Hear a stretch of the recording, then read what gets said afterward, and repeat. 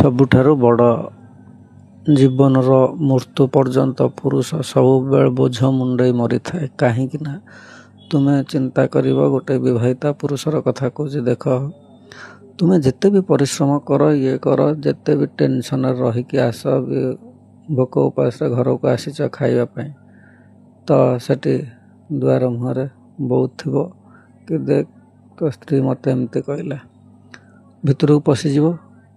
ସ୍ତ୍ରୀ କହିବ, ଦେଖ ତମ ମା ଏମିତି କହିଲା।